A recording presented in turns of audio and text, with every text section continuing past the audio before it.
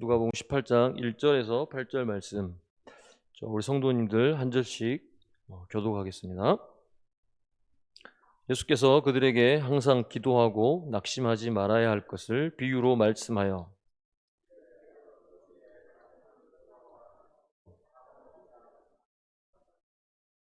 그 도시에 한 과부가 있어 자주 그에게 가서 내 원수에 대한 나의 원한을 풀어주소서 하되,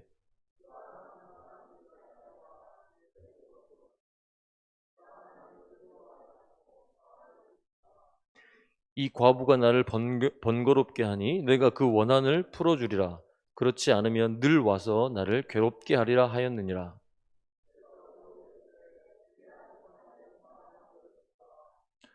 하물며 하나님께서 그 밤낮 부르짖는 택하신 자들의 원한을 풀어주지 아니하시겠느냐? 그들에게 오래 참으시겠느냐? 내가 너희에게 이르노니 속히 그 원한을 풀어주시리라.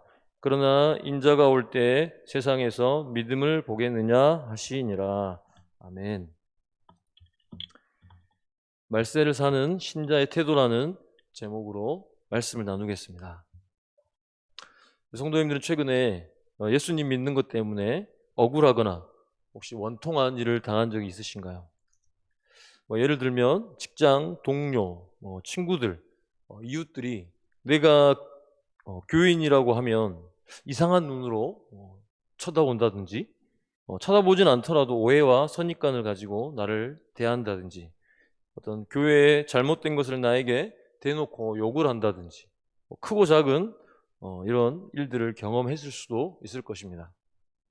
이렇게 우리는 예수님을 믿고 따르다 보면 크고 작은 일들 속에서 예수님 믿는 것 때문에 욕을 먹거나 억울한 대접을 받을 때가 있습니다.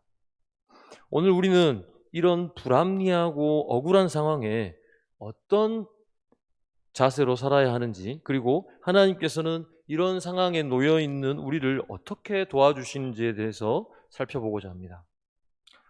오늘 본문 바로 앞에는 하나님 나라와 그 나라의 도래의 시기와 그 자세에 대해서 말씀하였습니다. 그리고 예수님께서는 오늘 본문 뒤에서도 그의 죽으심과 부활에 대해서 말씀하십니다.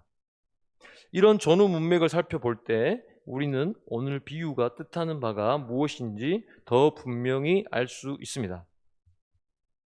즉 오늘 이 비유는 예수님께서 말세의 신자가 어떤 자세로 살아야 할지에 대해서 가르치시는 부분이라고 할 수 있습니다. 성경에서 말세는 바로 예수님이 오신 후부터 다시 오시기 전까지를 말합니다. 말세를 살아가는 우리가 오늘 이 말씀을 귀 기울여 들어야 할 것입니다. 그런 문맥에서 이 본문을 다시 살펴보면 말세를 살아가는 하나님의 백성에게 예수님께서는 항상 기도해야 하고 낙심하지 않는 자세로 살아야 할 것을 명령하십니다. 이러한 태도가 우리가 이 시대를 살아가는 자세입니다. 따라서 우리는 이 시대를 살아갈 때 우리를 낙심하게 하는 일들을 만날 때 놀라지 말아야 합니다. 그리고 우리는 이 일을 만날 때 기도해야 합니다. 이제 예수님께서는 보다 구체적인 비유를 통해 말씀해 주십니다. 먼저 한 재판장이 등장합니다. 이 재판장은 오늘 비유의 말씀에 보면 하나님을 두려워하지 않고 사람을 무시하는 재판장이었습니다. 다시 표현하자면 이 재판장은 세상에 정의를 세우는 일이나 억울한 자를 돌아보거나 불쌍히 여기는 마음이 전혀 없는 재판장이었습니다. 아마도 이러한 표현은 과장된 표현이라고 생각될 수 있습니다. 왜냐하면 재판장이라고 한다면 기본적으로 정의를 세우려고 노력해야 하고 억울한 사람에 대해서 억울함을 풀어주고 불쌍한 사람에 대해서 법적으로 보호를 해줘야 하는 의무를 지녔기 때문입니다. 즉 이 재판장은 너무나 불공평하고 부정직하고 정의에 관심도 없고 사회의 약자, 억울한 자, 무죄한 자에 대해서 전혀 관심이 없는 사람입니다. 그러한 재판장에게 한 과부가 자주 찾아가서 자신의 원수에 대한 원한을 풀어주라고 상소를 했습니다. 하지만 이 불의한 재판장은 그 과부의 억울함을 한동안 들어주지 않았습니다. 왜 들어주지 않았을까요? 여기에는 이유가 나와 있지 않지만 우리가 추측하자면 과부는 부자도 아니고 권력도 없는 자였기 때문일 것입니다. 하지만 재판장은 과부의 원한을 풀어주기로 결정을 합니다.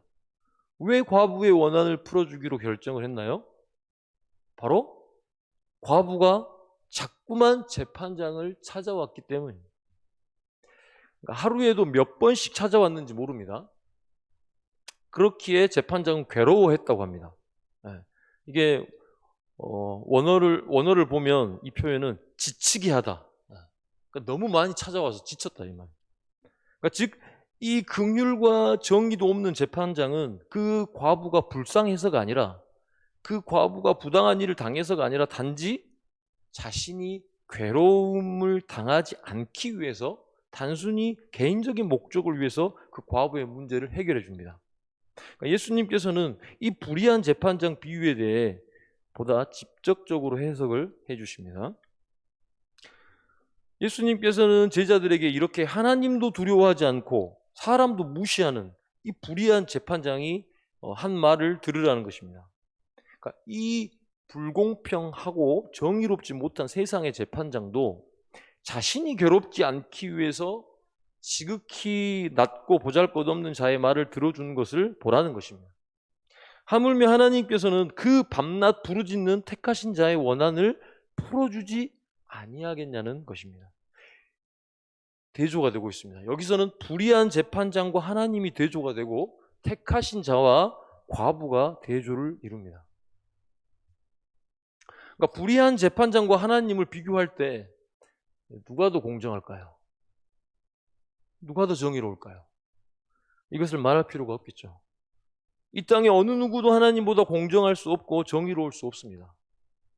왜냐하면 하나님은 모든 사람의 마음을 아시고 이 세상의 모든 일을 다 주관하시고 알고 계시고 움직이고 계시기 때문입니다. 그렇다면 하나님께서는 하나님을 찾지도 하나님을 믿지도 않고 그를 거슬러 거부하는 자의 원통함을 풀어주시기를 기뻐할까요? 하나님 찾지도 않는 자의 그 원통함을 풀어주시기를 기뻐하실까요? 아니면 하나님께서 영원 전부터 작정하시고 사랑하시고 창조하시고 택하신 자의 원통함을 풀어주시기를 기뻐하실까요? 당연히 하나님께서는 하나님의 기쁘신 뜻 가운데 미리 아시고 부르시고 택하신 자들의 원통함을 풀어주시기를 기뻐하십니다. 그리고 하나님께서는 그 택하신 자들의 원통함을 불의한 재판장이 어쩔 수 없이 한동안 참고 있다가 마지못해서 그 과부의 청을 들어준 것처럼 하지 않으시고 오래 참지 않으시고 속히 그 원한을 풀어주신다고 말씀하십니다. 여기서 우리가 한 가지 더 생각해 볼 것은 예수님께서는 항상 기도해야 할 것과 낙심하지 말아야 한다는 명령을 같이 말씀하시는 것일까요? 항상 기도하는 것과 낙심하지 말아야 될 것을 같이 말씀하세요. 그래서 오늘 비유에서 그 이유를 쉽게 찾아볼 수 있습니다.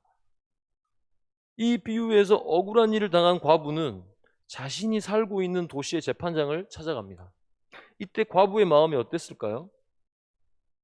그러니까 하지만 그 재판장이 그 과부의 억울한 일에 대해서 거들떠 보지도 않고 무시했죠. 이때 과부의 마음이 어땠을까요? 화가 날 수도 있고 마음이 너무 괴로웠을 수 있을 것입니다. 그런데 계속 찾아가도 재판장이 억울함을 풀어주지 않는다면 그 괴로움이 얼마나 더했을까요? 우리의 기도도 마찬가지. 우리가 당한 억울한 일을 가지고 하나님께 나아갈 때가 있습니다. 하지만 그 기도는 우리가 생각하기에 매우 더디게 응답되는 것 같거나 아니면 언제 응답될지 모르는 상태인 것을 종종 경험하게 됩니다. 예를 들면 우리 성도님들 중에 어떤 분이 사업을 하시는데 전 누가 사업을 하시는지 잘 모릅니다. 온지 얼마 안 돼서. 네.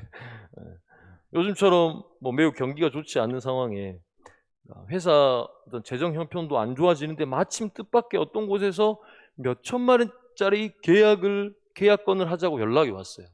네. 생각만 해도 이게 즐겁겠죠. 네. 그런데 그 계약을 하려는데 하필 이 부활 주일에 그리고 그 성도님이 빠져서는 안 되는 중요한 순서를 맡았는데 꼭 그 시간에 계약을 해야만 한다고, 그 시간 외에 하면은 다른 곳을 알아봐야 된다고 재촉하는 거죠. 그때 그 성도님께서는 아무리 지금 사업이 어렵고 가정의 재정이 힘들지만 주의를 지켜야 되고 교회의 덕을 위해서 그 계약건을 포기했다고 생각해 보겠습니다. 이건 만약입니다. 이때 이 성도님은 하나님께 자신의 괴롭고 원망스럽고 억울한 마음을 가지고 기도할 것입니다. 하나님, 저는 하나님을 사랑합니다. 하나님만이 나의 인생의 주인이십니다. 내 인생은 주님의 것입니다. 하지만 하나님, 지금 제 사업이 계속 적자고 자식들도 곧 시집 장가 가야 하는데 돈이 많이 필요하고 연로하신 부모님도 계셔서 병원비도 많이 필요한 상황인데 하나님, 정말 지금 제가 꼭 저 계약을 해야 하는데 하나님, 제 형편 아시잖아요. 근데 왜 하필 그 계약을 주일 낮 예배 시간에 하도록 하셔서 기회를 주시지 않으십니까? 하나님, 저의 마음이 매우 괴롭습니다.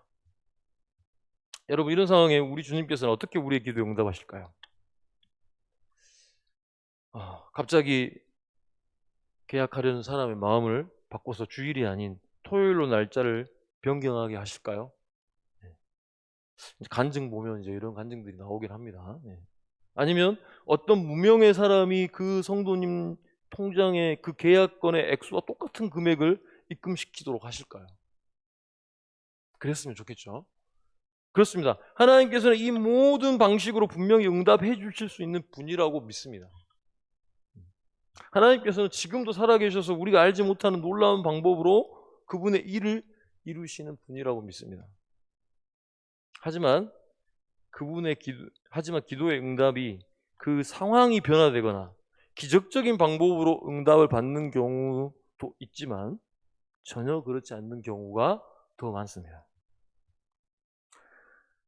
그 사업을 하시는 성도님을 변화시켜서, 그리고 생각을 변화시켜서 그 계약건을 아예 포기해도 마음이 어떤 아쉬움이나 괴로움이 남지 않는 생각을 주실 수도 있고, 비록 그 계약보다는 금액은 작고 조건은 별로지만 정말 건전하고 정직한 거래처와 그리고 주의를 방해받지 않고 일할 수 있는 거래처와 계약을 해야겠다는 마음으로 바꾸실 수도 있습니다.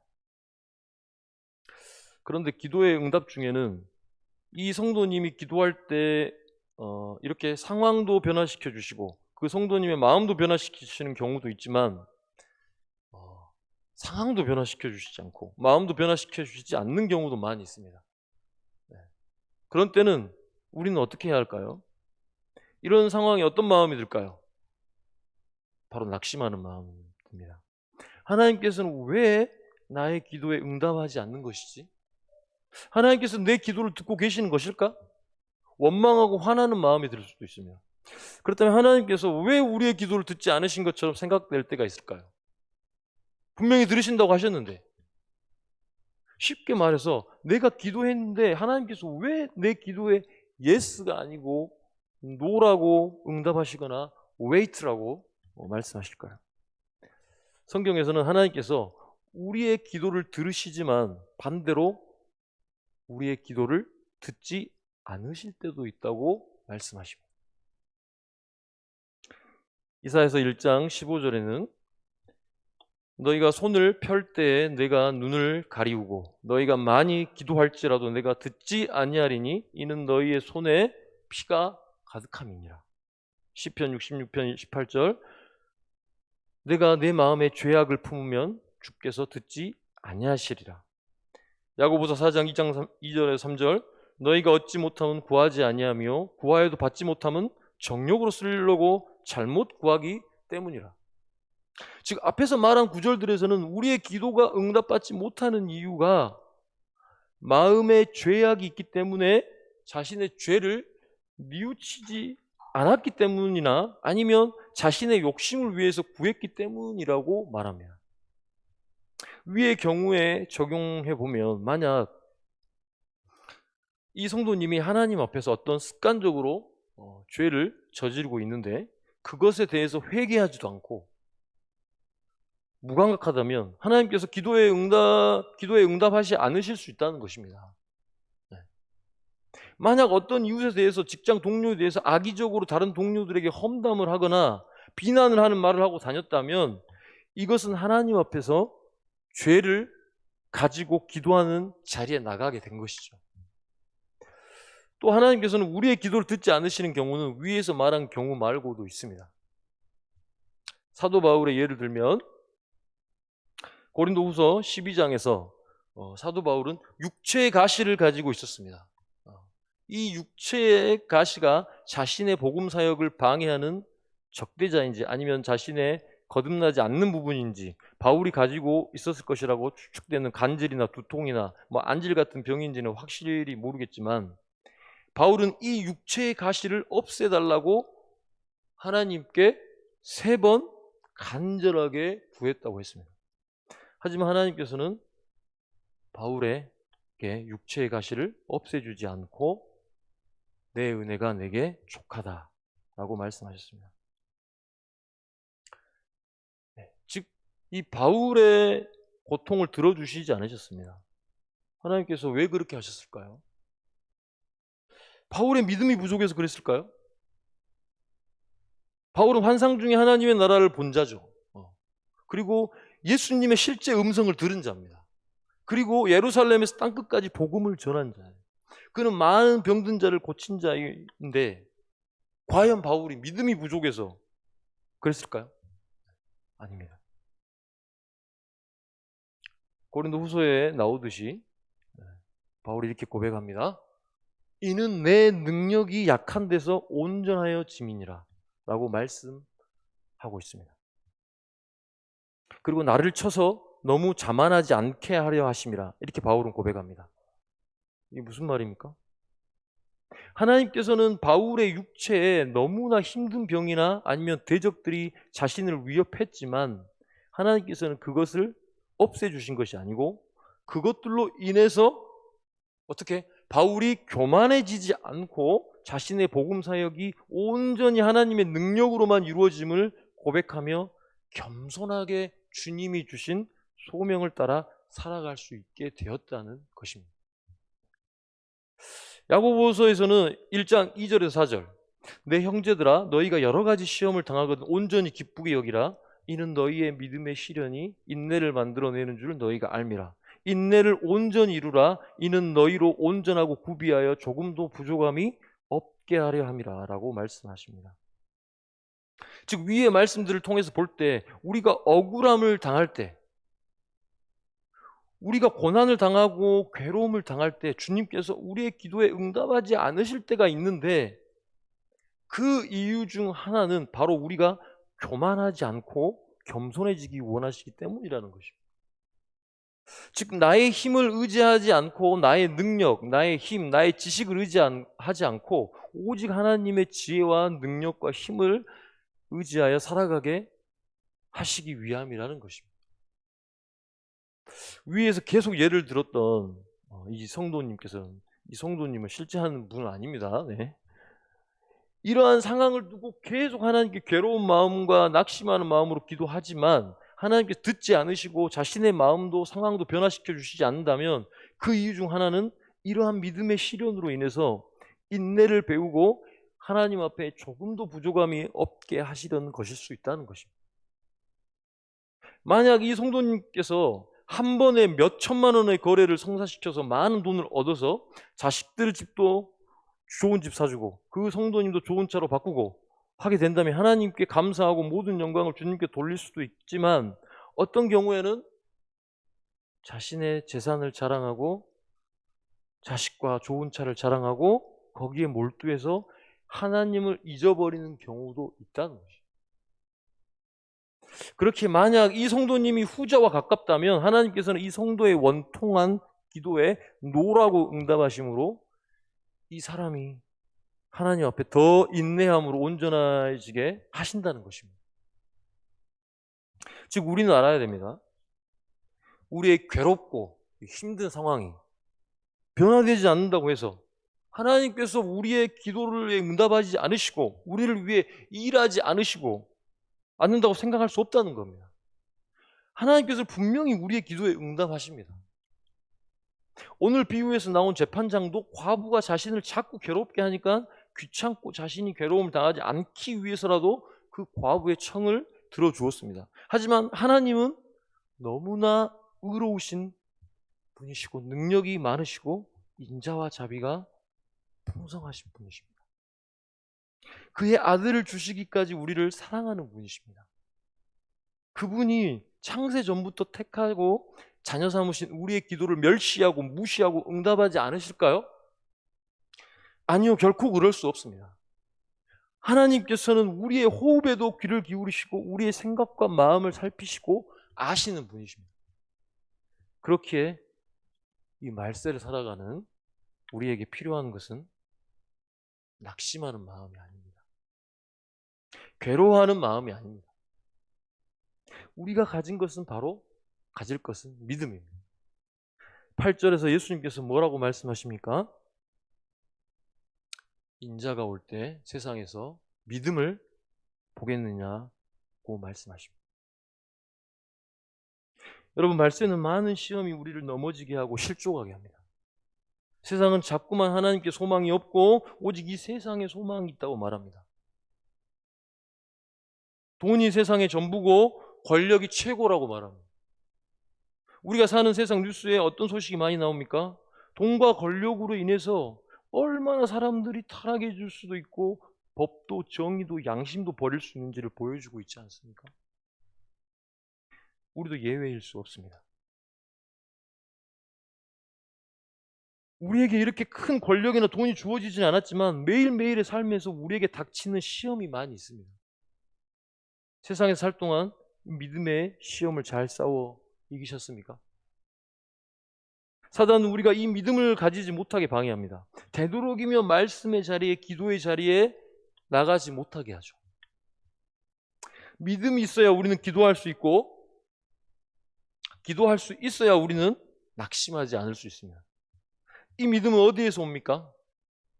이 믿음의 시작은 하나님의 말씀을 듣는 것에서부터 시작됩니다. 여기 있는 우리 성도님들은 되게 졸리고 집에 가고 싶고 이런 시간이지만 왜 나오셨습니까? 믿음의 싸움을 싸우기 위해서 이 자리에 나오신 줄 믿습니다. 시원한 방에만 있고 싶고 쉬고 싶은 이 더운 여름에 하나님 앞에 믿음의 싸움을 싸우시기 바랍니다. 매일 말씀을 가까이 하시고 시간을 정해서 기도하시고 자신의 몸을 쳐서 복종하시기 바랍니다. 이러한 은혜가 저와 우리 교회 모든 성도님들에게 있기를 간절히 바라겠습니다. 기도하겠습니다. 하나님, 이 말세에는 우리를 유혹하고 우리를 시험에 들게 하며 우리를 넘어지게 하는 것들이 너무나 많이 있습니다. 하나님, 우리는 매일 넘어지고 연약하여 매일 쓰러집니다. 주님, 이 믿음 없는 저희를 하나님께서 붙잡아 주시고 낙심하지 않게 해주시고 괴로운 상황 중에도 이 불의한 재판관에게 매일 찾아가 신원하였던 이 과부처럼 참으로 의로우시고 공의로우시고 모든 능력이 있으신 우리 주님께 날마다 간구하는 그러한 믿음이 저희들에게 있게 도와주옵소서. 예수님 이름으로 기도합니다.